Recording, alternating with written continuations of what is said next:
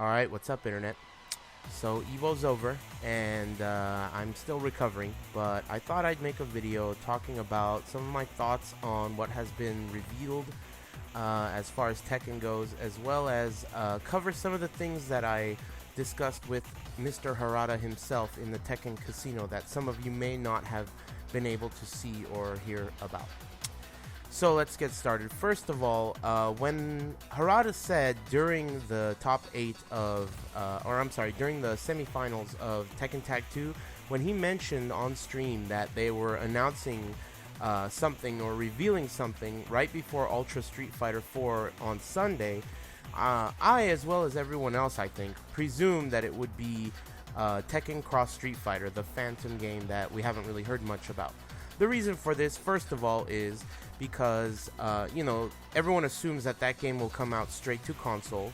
Secondly, it was coming out it was being revealed right before Ultra Street Fighter 4, and Evolution is basically a console-only tournament, so it just seemed like that's what they were going to reveal. I don't think anyone expected that Tekken 7 was going to be the reveal.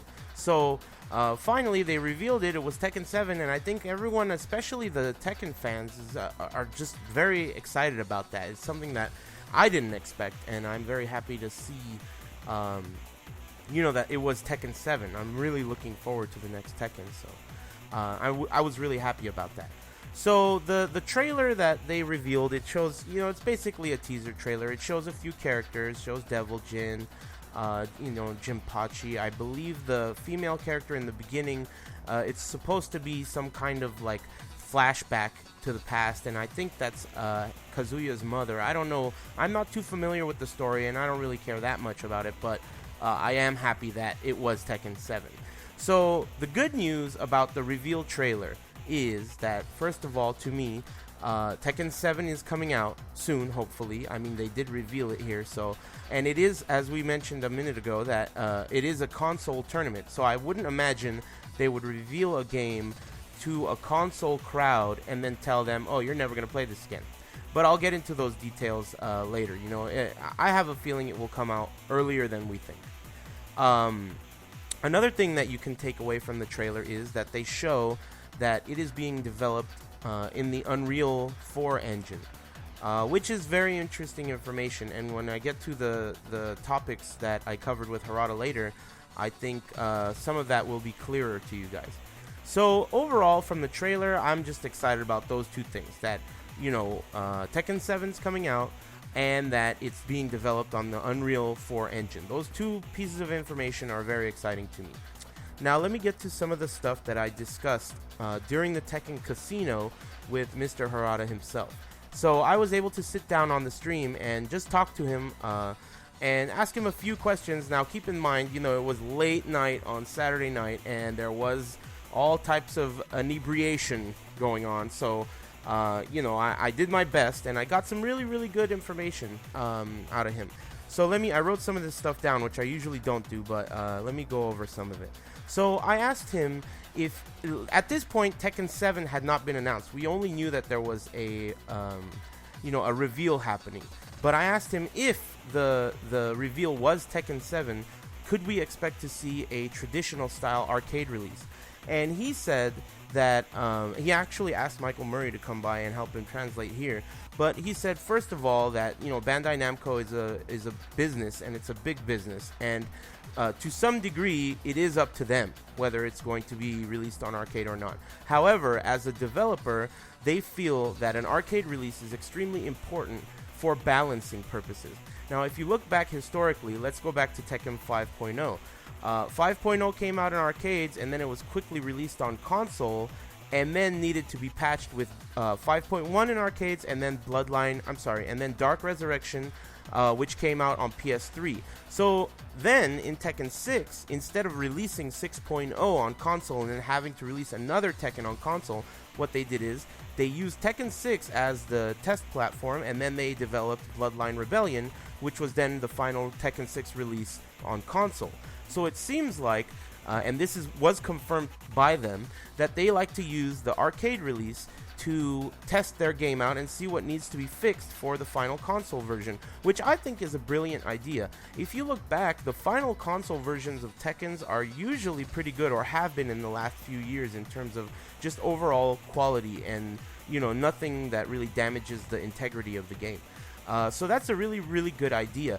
Also, I know that their development team on staff has several really legendary Japanese Tekken players developing the game. Furthermore, once it's released in arcades, let's say in Japan, Korea, and other Asian countries, then you release, it's almost like a huge beta test. You get all these incredibly talented players testing your game, and in many ways, kind of telling you in what direction you should go when trying to solve problems. So I like that idea. So basically, they said that though they can't confirm anything at this point, we can expect at least them considering heavily a traditional arcade release. Now, how that affects console players, I don't know. But personally, I wouldn't be too worried about it because of the fact that they understand that arcades, depending on what part of the world you live in, arcades can have limited relevance. So, and also the reveal was at Evolution, which is primarily a console tournament. I wouldn't worry too much about that. Another question that was asked by the chat, which I don't know too much about, but some of you may be interested in hearing the answer to, was, will there ever be an Ip Man style character added to Tekken that uses Wing Chun, which I don't know much about at all. But their answer was really interesting because what they said is, historically, because of the times and just, because of history, Ip Man was not pleased or didn't have a very good idea about the Japanese in general. And in his will, he explicitly said that he never wants Wing Chun, or whatever it's called, Wing Chun, whatever it is, to be taught to Japanese. And though Harada respects his style and him very much as a historical figure, I guess they said it's very unlikely that they will add that style to Tekken because of him explicitly saying that he does not want it taught to Japanese. I thought that was a very good and honest answer, and I really liked that answer, so I thought I'd share it with you guys. Anyway, moving on. So I asked him about the possibility of Tekken being released on PC, Tekken 7 being released on PC. At the time, I didn't know it was Tekken 7, so I just asked the next installment. And he said that historically, the Tekken series has been developed on the PlayStation platform. And the new Tekken, at the time I didn't know it was Tekken 7, he said the new Tekken is being developed for PC, on the PC platform. Later, it was revealed that it was the Unreal 4 engine. So all this stuff really points at them potentially releasing it on multi-platforms. And I did ask him about this, and he did say that multi-platform is very important for fighting games. So I don't know, he obviously did not confirm it, but I also asked him about PS Vita. All of these concepts that I presented to him, he seemed extremely open-minded about, and he definitely had a positive attitude about multi-platform, especially PC. And he mentioned how he's a hardcore PC gamer, and he knows about Steam and all this stuff. So I don't know, it's something that I'm sure is a good idea, and I'm sure he thinks so as well. So we'll see. It would be really cool to see Tekken 7 on PC personally. Let's see, moving on. I asked him if the next Tekken would be a solo game versus a tag game.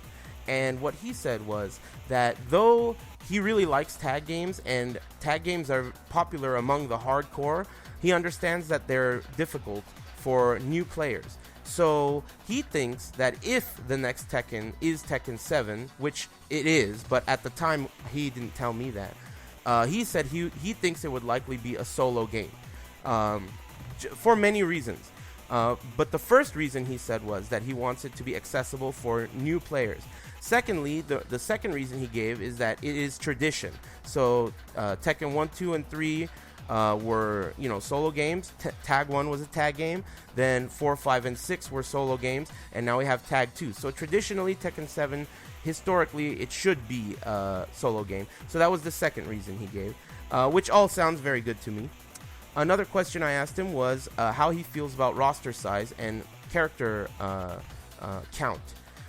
He said that he thinks that he thinks Tekken Tag 2 has too many right now, and he thinks that it's difficult or perhaps intimidating. I'm trying to. He didn't say these exact words. I'm paraphrasing here, but he said it's difficult with this many characters, and he would prefer between 36 and 38. He thinks that's a good number for today's day and age. I mentioned Tekken 6 having 40, and he said even maybe Tekken 6 is a little bit too many. So between 36 and 38 is exactly what he said, the numbers he said. Now, that's not going to be like exact, obviously, but what that tells you is that he's considering less characters than what we have in Tekken Tag 2, which is a good sign as well. You know, you want the game to be accessible. Another thing that I asked about was Tekken Revolution. Because Tekken Revolution came out after Tekken Tag 2, we can kind of look at it to see what directions they might be going in. He mentioned that Tekken Revolution was developed for newer players, and a lot of the concepts that are applied to it are applied for newer players. I assume this means things like the RPG element where you can level up, as well as things like the random overkill moves, or what are they, critical moves, the random critical moves and stuff like that. He said that he thinks those types of factors are very important for new players, but they're not good for hardcore players, and he understands that. And he said that though Tekken Revolution has those things, it is developed for newer players. So when we develop a game for you guys, is how he put it, they will definitely consider, you know, things like the random factors and adjust them accordingly.